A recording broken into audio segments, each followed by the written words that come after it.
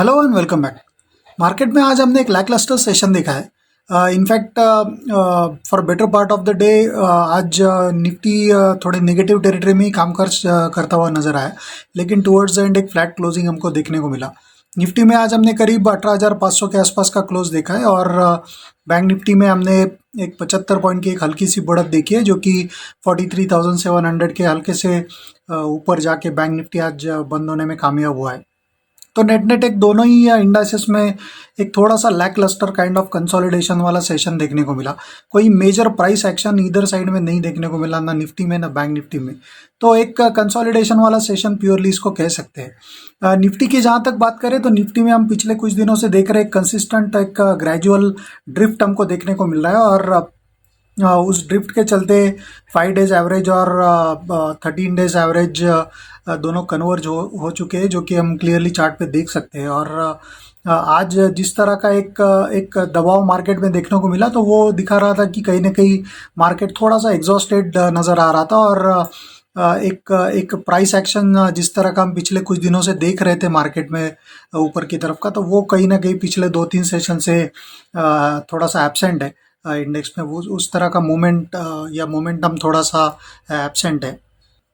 हालांकि मार्केट अभी भी 26 डेज एक्सपोनेंशियल मूविंग एवरेज के ऊपर मेंटेन करने में निफ्टी अभी भी कामयाब हुआ है।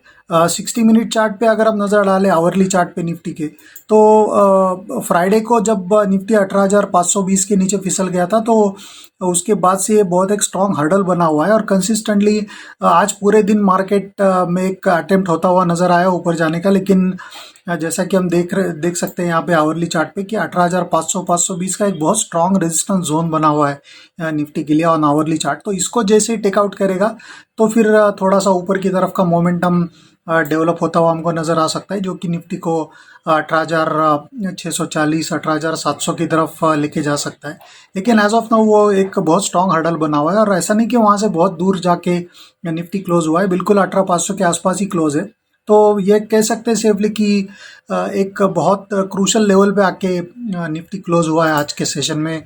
देखने में भले ये लैकलस्टर सेशन लग रहा हो, लेकिन एक हल्की सी बेस बिल्डिंग एक्टिविटी कहीं ना कहीं आवरली चार्ट पे आज देखने को मिली। जहाँ तक अभी सपोर्ट और रेजिस्टेंस का सवाल है, तो निफ्टी में ऑन द लोअर साइड 18,300-320 के रेंज में एक अच्छा सपोर्ट नज़र आता है in the very very short term.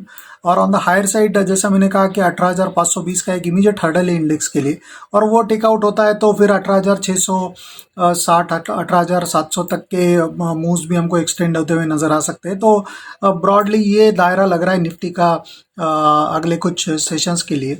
Bank Nifty की अगर बात करें तो बैंक निफ्टी में हमने आज एक जैसा मैंने कहा कि हल्की सी बढ़त उसमें देखी है, और पिछले 2 सेशन से प्योरली अगर हम देखें तो बैंक निफ्टी में 43,400 के आसपास एक अच्छा सपोर्ट इमर्ज होता हुआ नज़र आ रहा है। और जब भी इंडेक्स उस लेवल की तरफ 43,400 की तरफ ड्रिफ्ट होता है, तो वहाँ से एक हल्का सा बाउंस बैक हमको देखने को मिलता है। तो in the very short term 43,400 एक अच्छा सपोर्ट रहेगा बैंक निफ्टी के लिए। और उसके बाद फिर नेक्स्ट सपोर्ट जो आता है, जहाँ पे हमने पिछले कई सारे सेशंस में एक अच्छा सपोर्ट इंडेक्स को लेते हुए देखा था, वो है 43,000। तो 43,000 और 43,400 ये on the lower side index के लिए अभी स्ट्रॉन्ग सपोर्ट है।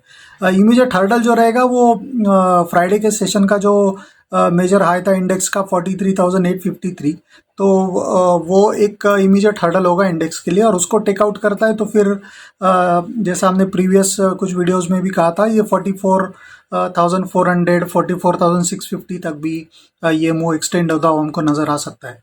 तो ये एक ओवरऑल दायरा लग रहा है बैंक इंडेक्स के लिए।